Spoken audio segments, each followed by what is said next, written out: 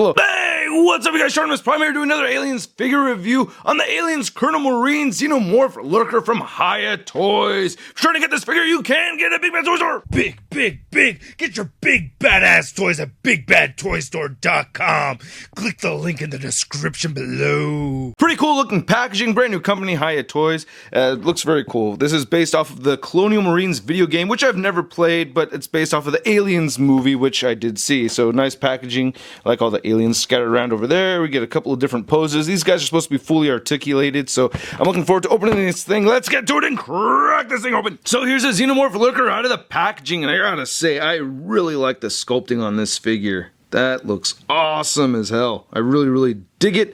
A lot of nice sculpting and nice paint details as well. This guy actually comes with a lot of accessories, so let's take a closer look at those, and then we'll take a closer look at the Lurker. So the figure comes with an egg chamber, which I really like. I think this is very well sculpted, very well painted. I like the paint variations in here. Looks cool, and I like the plastic or the paint use is nice and glossy, so I think it should be glossy. We have some nice paint shading and details going out through the bottom over here, and even at the bottom it says Hiya Toys. Coolo. And here we have the face hugger, or I like to call it the testicular crab, just because of that right there. I think it's kind of funny. I like all the details that we get right here, though. A lot of nice sculpted work, and I like how the legs on the face hugger, I keep wanting to call it testicular crab. I really like how we see some veins right there on the testiculars, and then we get all these little bony kind of looking legs, which look fantastic. It looks like an exoskeleton, and the tail came out looking really cool. Would have been nice if there was a bendy tail instead of it just being just in one pose like this. It would have been cool to wrap it around somebody's neck. And so you can see how it looks on Hudson's face. There it is. I think it's slightly out of scale. It could be even bigger, but again, it's a 4-inch scale accessory. This is more of a 7-inch figure. And we also get this little display base, which you saw earlier. And I like how we have a peg right there for the alien. I really like the paint detail on this. I like this silver paint, and then we have some nice light black shading right there through the middle and on the sides of this base, and nothing really at the bottom right over here. Now the figure comes with 4 different pairs of hands, all of which I do not think are necessary. We have like these smaller kind of curled hands right there. Then these ones right here kind of have a little bit more of an arc to them.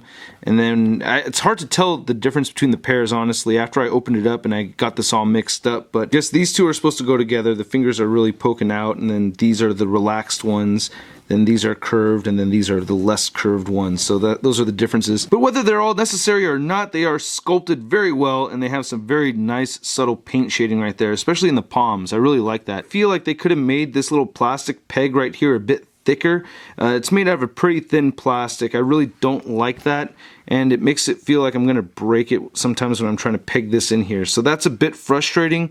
But yeah, I mean, even if it doesn't feel like it's pegged in all the way, it'll still stay there. But there it goes. It's not terrible, but at the same time, I feel like it could have been a little thicker. That's what she said. So here's a close look at the head sculpt, and I think this looks fantastic. I really like the silver paint applications on his teeth, and this very much resembles Big Chap, it being a Lurker. And Big Chap was a Lurker, so it makes sense, I think. And you could kind of see the skull eyes behind there in that clear plastic, which looks really cool. You could definitely see a lot more of that exoskeleton underneath the exoskeleton, I guess. I don't know exactly how that works, but I guess you have a clear layer and then you have like the harder black layer underneath. And again, I really like their plastic choice. The black looks very glossy, and I really like the silver paint apps on the figure. I mean, you can really see the detail over here.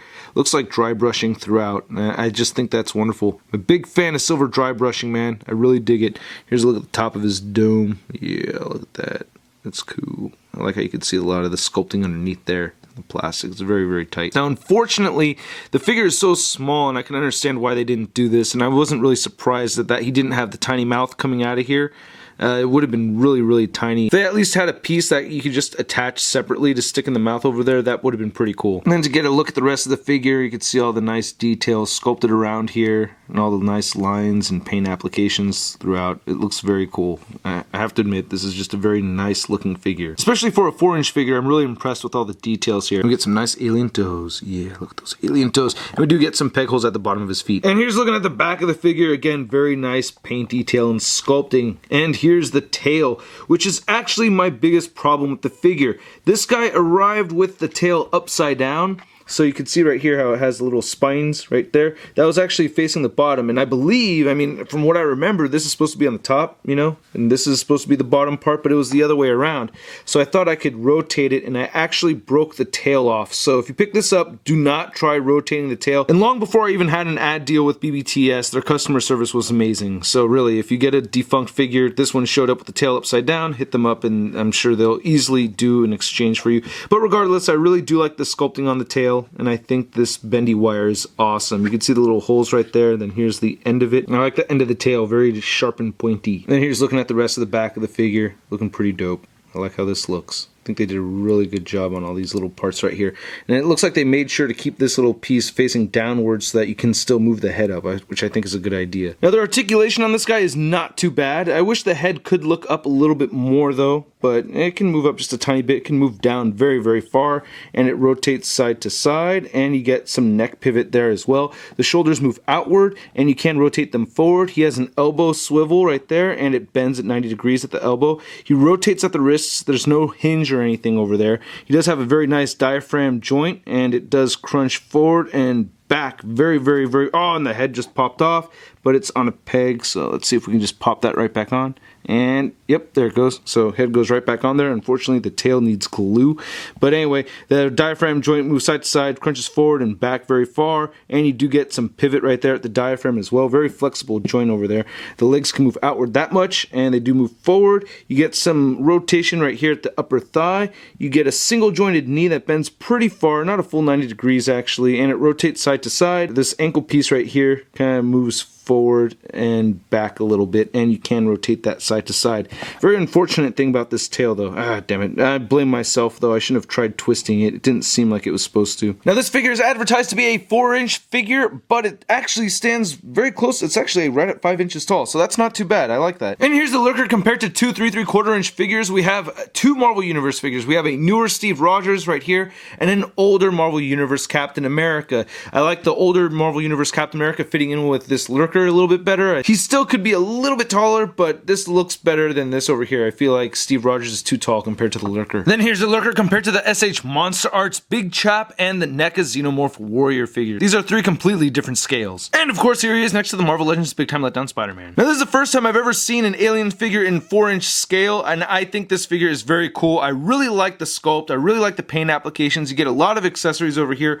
All gripes aside, I think it's a very cool figure. I gotta thank Hiya Toys and BBTS for making this review possible. This was a review sample, and while I was going through and looking at all the accessories and messing around with the toy, I thought to myself, damn, I don't even know how much this costs. And I was thinking to myself, 20 bucks is a fair price, and it's 23 bucks at BBTS, so that's not too bad. I wasn't really far off at all in my guess, so I think it's worth it, but if you do get the tail upside down, I would ask for an exchange for sure. Don't let that go by. Anyway, I hope you guys liked my video. Hit the like button if you did, leave a comment, and don't forget to subscribe. I'll catch you later.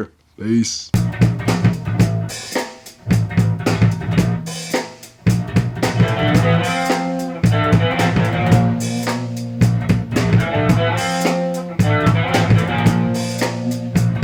Everyday display gave it a spark. Welcome to articulated comic book art. That's crispy. Wow.